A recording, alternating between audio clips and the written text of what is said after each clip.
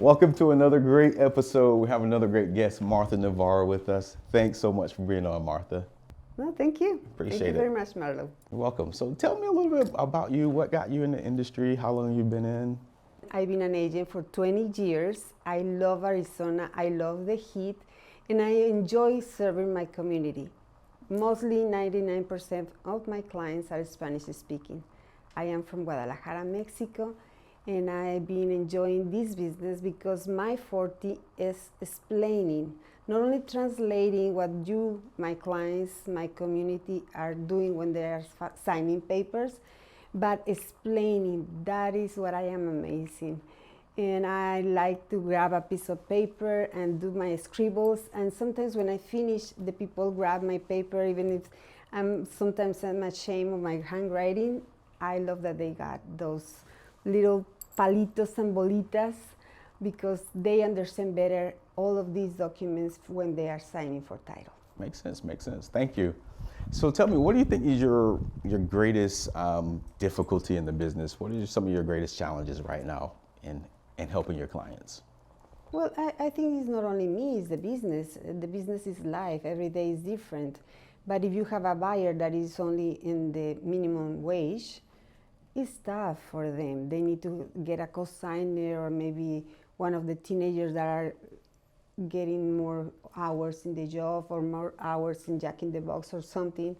It is tough. If you are with a buyer that is in the price range of less than 400, it's going to be very tough. But I am patient. Okay.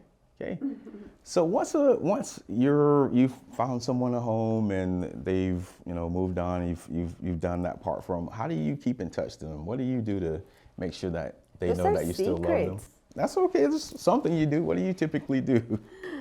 I be in touch with them. Okay. There is different ways, but I be friends with them in Facebook or other social media. That's the easy part, but I do postcards, okay. I do calls, but mostly it's postcards, social media, my radio show. Okay. Mm-hmm. So do you typically find your clients through that means, or is it mostly friends and family? How do you typically find your clients? You are asking only secrets. Oh my God! You told me you to need keep to it in change the business. name of your show. Asking for secrets. No, it's not a secret. Google. Okay. Keywords. Okay, I like that. Just figuring out what people are looking for. Keywords. Secret. All right. Well, keywords is not a secret. You can Google it and you will find it. Okay. Yeah, but if I have a radio show and I speak about things that the people are looking for, well, it's easy for me. Makes sense. So on your radio show, what do you guys focus on there? Business and entrepreneurs. Okay. Is there any particular type of business you guys focus on, or what does that format look like? My show is called Arizona Mikasa. What does that mean? Arizona, my home. Okay. And we spend 45 minutes talking about business, and I interview entrepreneurs or business owners here in Arizona. Actually, not only here. I've been interviewing people from France or Mexicans that are doing something extra in different parts of the world. Sometimes we record it because of the times. Okay. But mostly it's business owners here in Arizona, and I take 5 to 10 minutes about only real estate, talking about only real estate. Okay. So you're giving them a platform to speak about what they do. Okay, makes sense. So earlier you were talking about you had just recently got licensed also in Mexico. Mm-hmm. And I thought it was interesting just trying to figure out the difference between, how real estate is done here compared to there. And you were mentioning like foreigners can't just buy property wherever. Can you talk a little bit about that? Like, how does that work out for, like, say if I want to just go buy a piece of property in Guadalajara or something, how would I do that? First of all, Mexico is very friendly to the foreign, and I love that. But being very close to Rocky Point or San Carlos, Guaymas, you will be amazed how many people is buying over there. Then I was in that challenge for 12 weeks, and I just got my license. I'm signing with a broker over there, paying dues and everything. Actually, when you join AMPI, which is the association over there, is also related to NAR here in the States, because they are starting merging more and more the systems or the platforms that we have here, like Armless. We have our own Armless in Rocky Point. Then I'm really happy, but yes, the rules are different. The wording is different. Even I was thinking in Spanish when I take my classes, I need to merge more and more in all of this new terminology. But yeah, for a foreign investor, we have something that is called fideicomiso. It's similar to the trust here in the States. And we have rules about 100 kilometers from the line of the sea or the beach to the earth, that any foreign investor can buy anybody, but they bought it to a trust. And 50 kilometers from the borders. Okay. So you basically just can't go anywhere and get it. You need to be within those bounds. Okay, makes sense. Yeah, more central, yeah, you can buy it, but it's still you are a foreign investor. They don't go forward to, or they are, I don't know, searching for them. No, because like in Guadalajara, we have Ajijic. Okay. That's a place where a lot of Americans are doing their retirement, are happy, and Ajijic or San Miguel Allende in Guanajuato, very, very colonial places like my Guadalajara. Yeah, but a lot of Americans or Canadians are buying over there. Okay, that's interesting. I appreciate you sharing that. Thank you. So here at HomeSmart, you do a lot of training with new mentees. You're consider yourself your mentor, correct? So tell me, new people that come in, what are some of the first things that you try and explain to them, just advice-wise, to help them understand what to do first, I guess? Well, we have a program, a curriculum that I have to follow, but my forte also is not only because of my background as a teacher, as a special education teacher, is explaining and all of these things, but I love marketing. Then I focus not only in all of these other things that we have to learn, like the contracts or transaction desk or everything, but marketing. How important is to have a website or your domain or your professional email address, and more things. Secrets. Secrets. Favorite word today, right? Yes. So I'm just thinking that through. You said that, contracts and all that are important, but in your mind, marketing is number one. Is that your idea is like no matter what you do, you can learn the contract and all that, but you need to do the marketing. Okay. All right. I appreciate that. Thank you for that. That's the foundation of your business. Sometimes you feel it like you are taking an extra master because it's really strong. You need to find all the ways to do it. And at the beginning of your career, you have to do it yourself, because I've been doing it myself. I've been paying a lot of money, and you find out that somebody sells really high and they don't deliver what they promise. Then for the new agents, I really teach them to do it themselves. And then when they find the ways to do it, or a tone or something more specific, colors, as simple as a color in your marketing, then is when you can start looking for somebody else that helps you with that and pay for it. I like that. So how do you help newer agents get over the initial fear that, I don't know enough, or I'm not a professional yet? How do you help them get through that fear? I don't know. That's a question that you have to ask them. Okay. How did you get through that fear? What helped you to move forward that?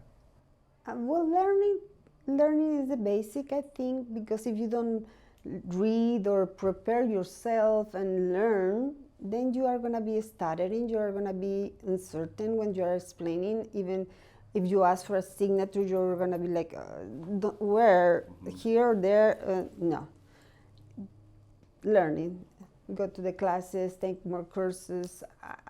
Right. That's the key. Just Forever. time. Okay, makes sense. So is there a motto that you have, something that you're always teaching or explaining? Nope, that's not you? No, no. That's not me. Well, you should know better. Martha, you're always saying that you should always be learning something, though. You're always talking about learning, so. Yeah, okay. Is that coming from the teaching background, I assume? I think so. Okay. Yeah. Okay. So do you still, I guess, read much? Do you still get to read much in your busy life? I read. Okay. It's like something that we have to do every day. Yes, I love reading and I love taking classes. Okay. Yeah. So do you have a favorite book that you like to go back to often, that you draw upon? A favorite book that I go often is in Spanish. Okay, what's the name of it? San Francisco de Asís. What is that about? San Francis from Asís. Okay. Okay. So religious text? Yeah. Okay. It's a religious Okay. text. Is there anything in there that you pull out that you just like to share? Anything you can think of? From that book? Yeah. Oh, there is a lot of prayers, but no, that is. Okay, so it's more along that. Okay. Yeah, or motivational. Okay. Yeah, if we say something in English, probably, I don't know, this Robert Kiyosaki will be one of my favorite authors.